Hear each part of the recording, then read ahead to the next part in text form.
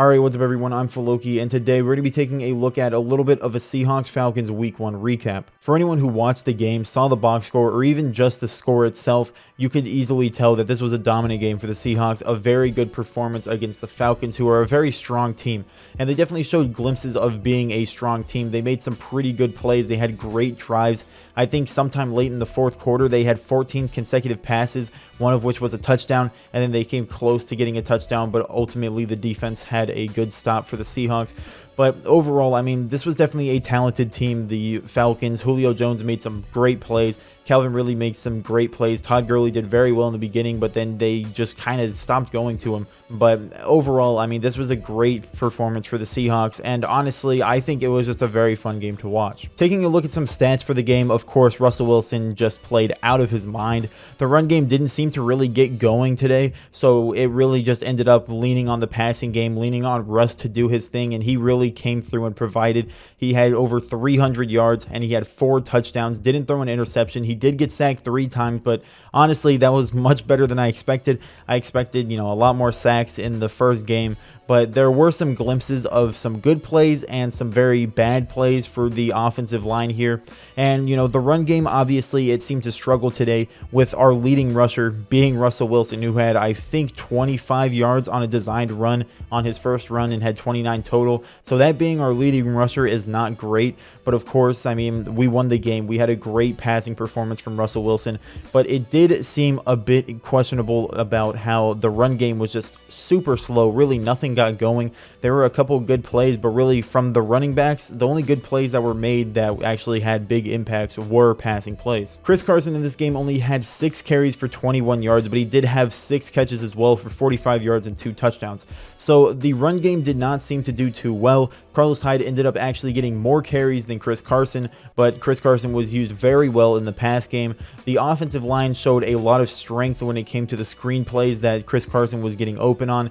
There was one screen play for Chris Carson's second touchdown that I believe was like 15 to 17 yards for a screenplay, and the offensive linemen were just there. They looked agile. They looked very in shape. They were fast. Like, they got in front of Chris Carson and just handed him a touchdown.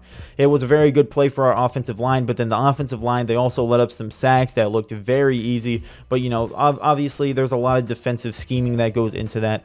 But overall, I mean, our offensive line, there was a lot of ups, there was a lot of downs in this game. But overall, I think that this is definitely an improvement from last year, just from, just looking at the game, just watching the game. I don't know exactly every single play breakdown, but watching the game, it definitely seemed a lot more promising for the offensive line, better than last year and the year before that. Obviously, this is a very small sample size, and there's a lot more to see as the season continues to go. But there were some good plays where they looked like they held the protection very well for Russ, but then there were also some sloppy moments. I believe sometime early in the fourth quarter, there were 3 consecutive penalties on the offensive line, and 2 of which were actually on Damian Lewis. So, not the greatest of looks, but only giving up 3 sacks today. Honestly, I expected much worse, so I will take that for our offensive line. But now to take a look at the defensive side of the football, of course, Jamal Adams played very well. He had 12 total tackles, 1 sack, 2.5 tackles for loss, and 2 quarterback hits. He was just everywhere on the field. It seemed like he was making great open field tackles. He was getting into the backfield quite a bit. He was helping on the run a ton. He had a lot of great tackles. He was just playing out of his mind. Bobby Wagner, of course, was playing very well. He had some very good pass breakups. Shaquille Griffin, he let up some pretty big plays, but he also made a pretty big play late in the game. He had a very big pass breakup late in the fourth quarter to basically kill any momentum that the Falcons were trying to gain in the passing game, and that ended up leading to a 4th down, which the Falcons failed to convert. So of course, there were some very good plays by the secondary, but there was also some glimpses of some very sloppy play. But of course, with such a talented passing game with Matt Ryan, Julio Jones, Calvin Ridley, Hayden Hurst, they are a very talented team. The Falcons are not a team to sleep on, but of course we came out on top, but the secondary ended up having some pretty bad plays, but they also had some good plays. So, not the greatest game for the secondary. Obviously, you'd like to see a lot better with such a good secondary on paper, but overall, you come out with the win. You gave up some pretty big plays, but I mean, overall, the team basically scored 18 points. They had a garbage time touchdown to try to come back after being down 3 scores. scores like late in the fourth quarter. So I really don't count that one against the defense. Obviously, they had 14 consecutive passes late in the fourth quarter, so the secondary was letting up some passes, but honestly, just overall, I think that it was a fine game for the secondary, a fine game for the defense. They started off slow. They had some bad moments, but they also had some very good moments. They had very good, back-to-back drives. They had a lot of stops on fourth down. I believe the Falcons went 0 for 4 on fourth down, so just, very clutch for the Seahawks defense. They did very well, and there was a huge play by Marquise Blair. I believe it was early into the second quarter. The Falcons tried to run a fake punt on a 4th and 5. The Seahawks ended up just stopping it. Marquise Blair, they actually ended up getting the first down, but Marquise Blair ended up causing a fumble, and Freddie Swain recovered. So a very good play by two young players on the Seahawks, trying to prove themselves and, get themselves some more opportunities. But overall, I think it was a very good outing for the Seahawks defense. I think it was a great outing for the Seahawks offense. Russell Wilson did amazing. And, overall, just looking at the stats, just looking at the, general kind of overview of the game, it was definitely a dominant game for the Seahawks. Some other good things from this game is that Greg Olsen and Carlos Hyde ended up getting their first touchdowns for the Seahawks in the season opener, so it was definitely nice to see that.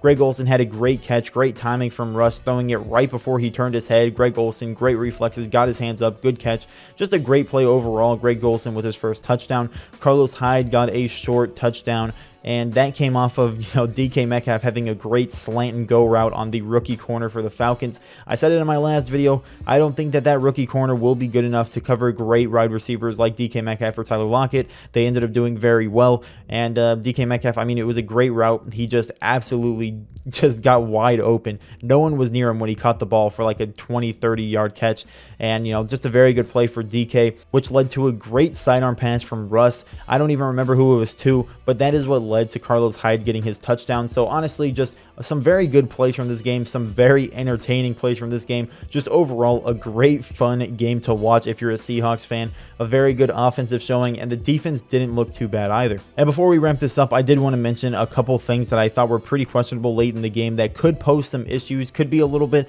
of something to be aware about, is the fact that, like I said before, 14 consecutive passes late in the fourth quarter ended up being completed, and one of those was a touchdown, and then there was also a garbage time touchdown to Calvin Ridley. So not a great showing for the Seahawks secondary late into the fourth quarter. Obviously, this could have been a fact that the Falcons had lost. The Seahawks were up by so much, they kind of just gave up. They didn't really feel like playing anymore. But of course, you'd like to see the defense stick it out, just continue to dominate, make it a very just blown out game. But of course, the Falcons had a couple garbage time scores, an onside kick recovery for the Falcons too. It just did not look good for the Seahawks recovery team.